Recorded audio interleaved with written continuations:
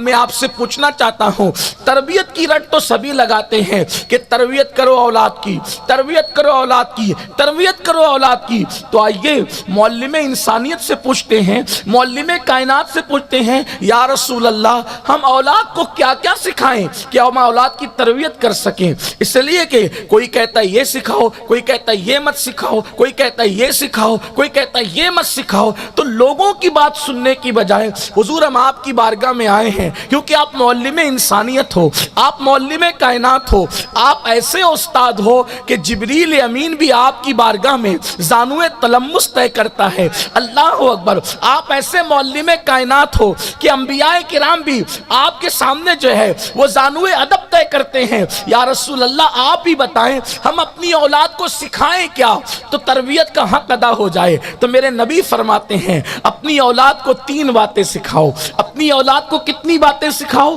3 باتیں۔ اگر آپ نے 3 باتیں سچی سچی سکھا لی تو گویا کہ تم نے تربیت کا حق ادا کر دیا۔ اب یہ 3 باتیں کیا ہیں؟ بہت زیادہ تمہید میں لمبی چوڑی نہیں جائیں گے، بہت سادگی کے ساتھ اپنی بات مکمل کریں گے اس لیے کہ وقت کی نزاکت ہے۔ اب تربیت اولاد کی 3 باتوں سے ہوگی۔ اللہ اکبر، کوئی سوچتا ہے میں یہ سکھاؤں میں وہ سکھاؤں، اپنی مرضی سے نہ سکھانا، مصطفیٰ جان رحمت کی مرضی سے سکھانا۔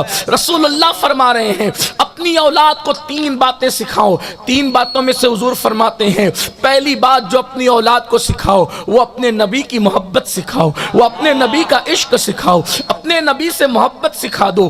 پتا چلا محبت سکھانے کی ذمہ داری استاد کی نہیں ہے، محبت رسول سکھانے کی ذمہ داری پیر کی نہیں ہے، محبت رسول سکھانے کی ذمہ داری خطبہ اور ادبا کی نہیں ہے، محبت رسول سکھانے کی ذمہ داری ماں باپ کی ہے۔ ماں باپ عشق رسول سکھائیں، ماں باپ محبت رسول سکھائیں۔ دیکھو یہ تربیت کا انداز ہے۔ اللہ اکبر، یہ محبت رسول سکھانے کی بات کیوں ہو رہی ہے؟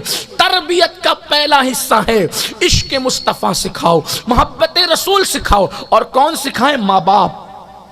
عشق کس نے سکھانا ہے؟ ماں باپ نے۔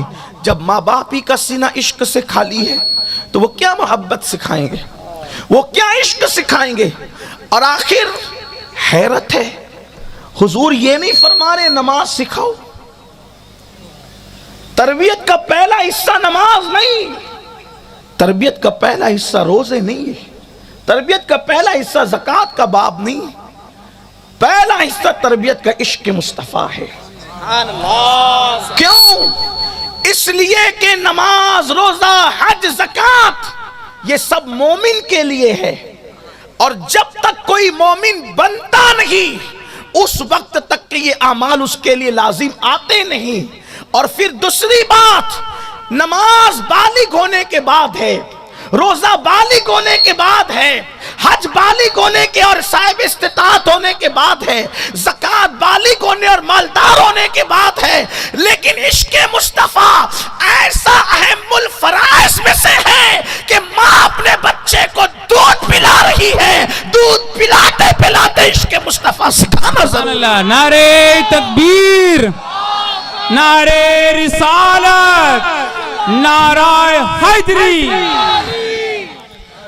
بالغ ہونے سے پہلے نماز کی فرضیت نہیں، لیکن یہاں پیدا ہوتے عشق مصطفیٰ ہے، اور مر جانے کے بعد نماز نہیں ہے، لیکن عشق مصطفیٰ وہ فریضہ ہے کہ مرنے کے بعد بھی اللہ اکبر عشق مصطفیٰ کا سوال کیا جاتا ہے اور قبر میں پوچھا جاتا ہے ان کے بارے میں کیا کہتا ہے۔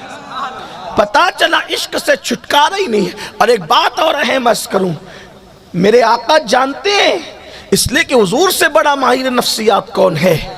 جو نمازی بنے گا ہو سکتا اس سے روزہ چھوٹ جائے، جو روزے دار بنے گا ہو سکتا اس سے زکوٰۃ چھوٹ جائے، جو زکوٰۃ دینے والا بنے گا ہو سکتا اس سے ماں باپ کے حقوق چھوٹ جائیں، جو ماں باپ کے حقوق ادا کرنے والا بنے گا ہو سکتا اس سے بیوی کے حقوق چھوٹ جائیں، جو بیوی کا حق ادا کرنے والا بنے گا ہو سکتا ہے اس سے پڑوسی کے حق چھوٹ جائے۔ لیکن جو عاشق رسول بن جائے گا وہ دیکھے گا کہ میرے محبوب کی خوشی اس میں ہے کہ میں سب کے حقوق ادا کروں۔ تو جو عاشق ہوگا وہ نمازی بھی ہوگا، وہ حاجی بھی ہوگا، وہ غازی بھی ہوگا، حتیٰ کہ اللہ اکبر وہ پڑوسیوں کے حقوق ادا کرنے والا بھی ہوگا۔ اسی لیے تو عارف رومی سے کسی نے پوچھا تھا کہ میں کیا بنوں کہ سب بن جاؤں؟